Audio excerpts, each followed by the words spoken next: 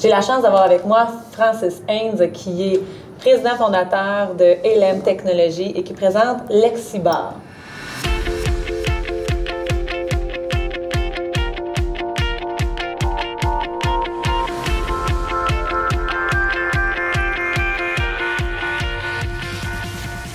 Bonjour Francis. Bonjour Stéphanie, ça va bien? Oui. Francis, comment s'est arrivée la naissance de LM Technologies? En fait, LM Technologies est issu du fait que mon frère a un trouble d'apprentissage. Il a été diagnostiqué en jeunesse. Donc, bon, bien sûr, je l'ai vu fonctionner. Toutes les ressources aussi qui s'en suivent, rencontres avec les orthophonistes, avec les orthopédagogues, et le soir à la maison, l'aide aux devoirs, par exemple. Donc, c'était une très grande difficulté pour lui. Moi, à l'opposé, chance il y a, j'imagine, je ne le sais pas, j'ai eu quand même relativement de la facilité à l'école. Donc, j'ai été jusqu'à l'université au niveau d'un bac en ingénierie.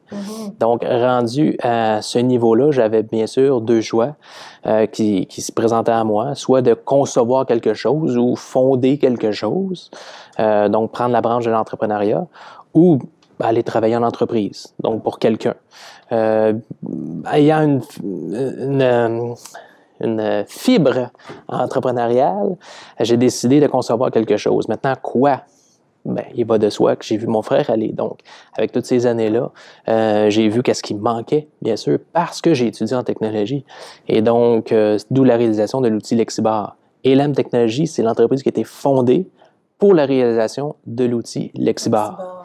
Donc, tout le beau projet a débuté en 2008, il y a déjà 11 ans. Puis qu'est-ce que tu as vu particulièrement qu'il a dû traverser ton frère dans son parcours scolaire en lien avec ses troubles d'apprentissage? Grande difficulté. Retard aussi.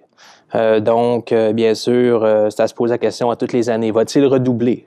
Qu'est-ce qui a été au cœur de tes préoccupations quand tu as pensé à la création de Lexibar? Il faut que ça aide quelqu'un. Il faut que le Lexibar, s'il est utilisé, il faut que la personne sente un bénéfice et il faut que ça fasse la différence dans sa vie, soit entre l'échec ou la réussite. Okay. C'était l'objectif du Lexibar. Aujourd'hui, je pense qu'on a atteint notre objectif.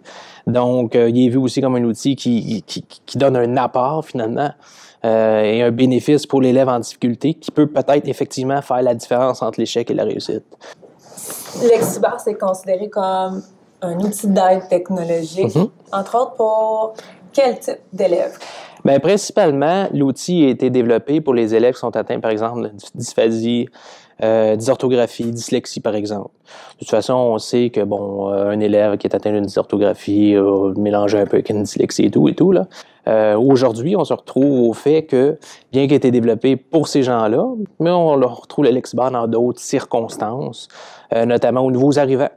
Qui viennent au Canada et qui veulent apprendre la langue française, donc difficulté d'écriture, on utilise le Lexibar. C'est pas pour ça qu'il a été conçu, mais on le voit là. Récemment, j'étais dans un congrès et une enseignante me faisait part qu'elle utilisait le Lexibar à la maternelle. Pourquoi? Conscience phonologique. Pour terminer, Francis, c'est quoi ta source d'inspiration à toi? C'est de voir les gens qui réussissent à cause des technologies qu'on développe. Ça, bien sûr, c'est quelque chose qui est très important chez nous. On a une équipe de développeurs et on assure le développement, la mise en marché aussi de notre propre produit au Québec. Pourquoi? Parce qu'on veut s'assurer qu'il réponde toujours à un besoin. Et donc, par conséquent, on s'ajuste constamment par le fait que, bon, qu'on veut que l'élève réussisse tout le temps. Bien, merci Francis de nous avoir partagé comment est né LM Technologies et qui a permis de mettre entre les mains des jeunes Lexibar.